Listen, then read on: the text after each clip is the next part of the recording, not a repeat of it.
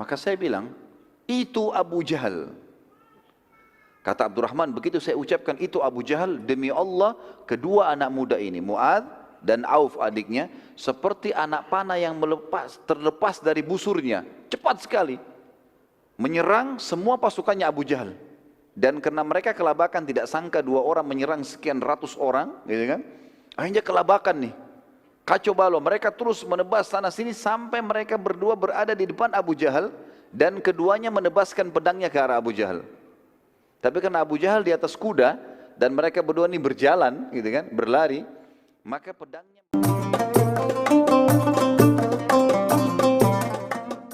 biasa terjadi. Selain kisah Zubair bin Awam, selain kisah tadi kata ada kisah yang lebih luar biasa kalau menurut saya. Kisah ini luar biasa dan ini dua orang ini saya favoritkan di dalam hidup saya pribadi dan saya berharap mudah-mudahan dari keturunan muslimin, terutama keturunan saya ada orang-orang yang seperti ini. Ini luar biasa, anak-anak muda umurnya 15 tahun sama 16 tahun. Dua orang anak muda dari Ansar. Namanya Mu'adz ibn Afra dan Auf ibn Afra. Ayah mereka namanya Afra, dikenal dengan dua anaknya Afra, dua anak laki-laki. Mu'adz kakak umurnya 16 tahun, Auf adik umurnya 15 tahun. Abdurrahman ibn Auf menyebutkan di dalam perang Badar, kisah sahih riwayat Bukhari Muslim, dia mengatakan pada saat aku sedang melihat perang berkecamuk dan aku berada di pinggiran kancah peperangan, tiba-tiba saja aku didatangi oleh seorang anak muda Ansar bernama Mu'adz ke sebelah kirinya, lalu berkata, "Hai paman, mana Abu Jahal?" Kata Abdurrahman, "Kenapa kau tanya Abu Jahal?" Dia bilang, "Saya dengar dia orang yang paling menyakiti Nabi SAW waktu di Mekah." Kata Abdurrahman, "Iya benar. Apa yang kau mau lakukan?" "Saya mau bunuh paman." Jadi anak muda ini bukan nyari prajurit-prajurit biasa. Mana kepalanya itu? Kepala orang kafir nih, pimpinan perang itu memang kebetulan Abu Jahal panglima perangnya. Pimpinannya, kalau muslimin dipimpin oleh Nabi SAW, kalau Quraisy di perang Badar dipimpin oleh Abu Jahal.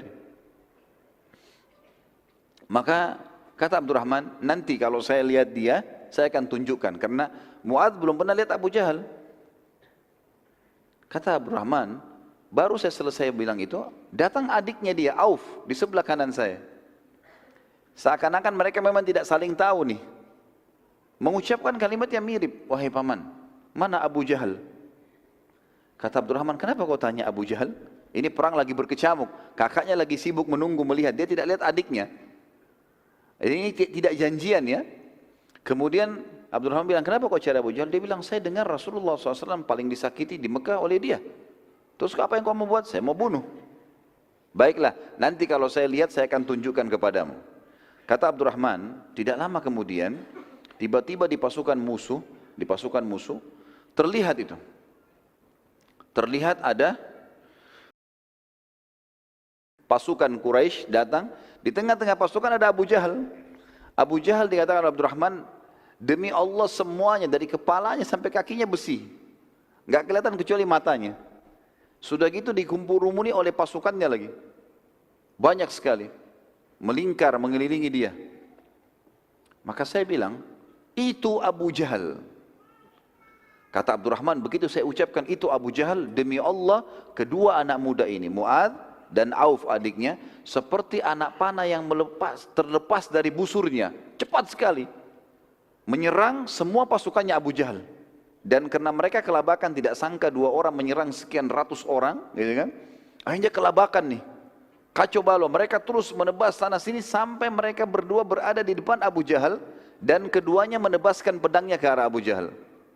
Tapi karena Abu Jahal di atas kuda dan mereka berdua ini berjalan, gitu kan, berlari, maka pedangnya mengenai bagian paha dan saking kerasnya tebasan tersebut sampai akhirnya paha Abu Jahal sempat sobek, berdarah dan jatuh dari kuda.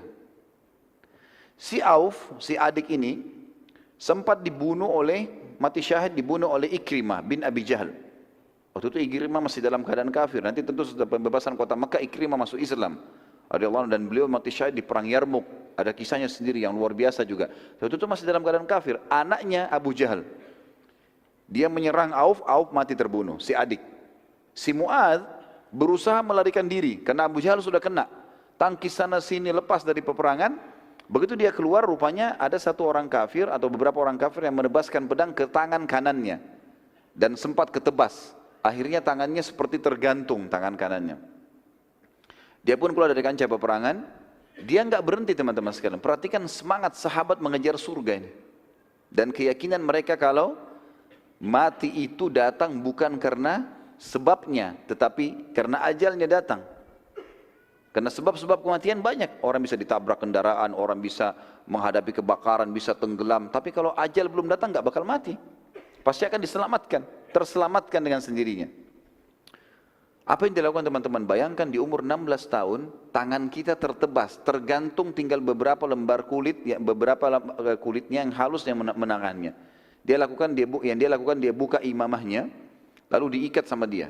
Tangannya disatukan, tangan kanannya diikat sama dia di punggungnya dengan imamahnya supaya bisa bertahan. Lalu dia masuk lagi nyerang dengan tangan kirinya. Sementara melawan musuh dia merasa dia kesakitan dengan tangannya ini, dia merasa terganggu dengan itu. Dia keluar dari kancah peperangan, imamahnya dibuka, tangannya diinjak sama dia, ditarik. Dikeluarin tangannya, karena sudah mengganggu nih, nggak bisa berfungsi lagi. Setelah itu dia masuk menyerang teman-teman sekalian umur 16 tahun dengan tangan kirinya sampai terbunuh mati syahid. Dua anak muda yang luar biasa ini. Ya. Di sini teman-teman sekalian, karena perilaku dua orang ini, ulama sepakat bahwasanya kekalahan musyrikin setelah izin Allah di Badar, selain janji Allah adalah perannya dua orang ini. Kenapa? Karena ternyata setelah Abu Jahal jatuh, dan orang-orang kafir Quraisy tidak ada yang bisa mengobati karena besarnya sobekan di pahanya dan berdarah banyak. Akhirnya mereka kelabakan gara-gara itu. Pimpinannya sudah luka.